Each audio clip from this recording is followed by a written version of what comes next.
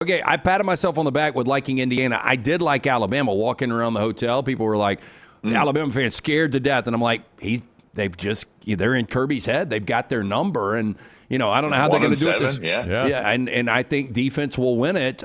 This offense, I need you to explain it to us because I can't understand. And I know injuries are a thing, but injuries are a thing with Omar Cooper didn't play for Indiana on Saturday night. Injuries are a thing at this particular point of the season.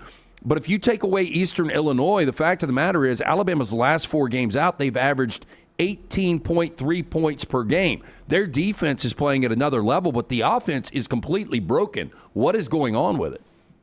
Well, I think this is what can happen um, when you're one dimensional.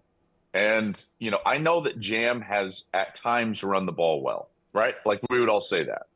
And he's a good player. But when he either hasn't been available, healthy, or productive, like it is just an incredibly one-dimensional offense. And then you're reliant on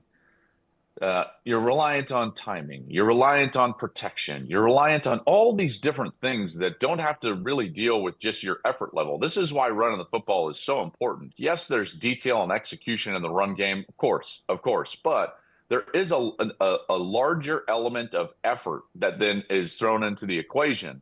Therefore, it can be more consistent just in general.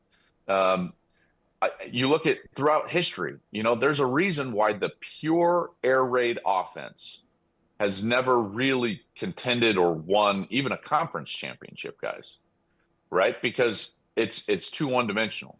And I know that that's probably way too simple of an answer, but that's the answer. And once you give really good defenses an entire season of film, once they realize you're one-dimensional, once they realize how to attack your protection, once all of this is on the film, man, when you get into the back half of the year, you can't fake it. You cannot fake it. And the other teams will know what you're doing. The coaches become better. The players become better. And in big games, like all of a sudden, look at Ohio State. They struggled running the football. They scored 10 points, guys, against Indiana.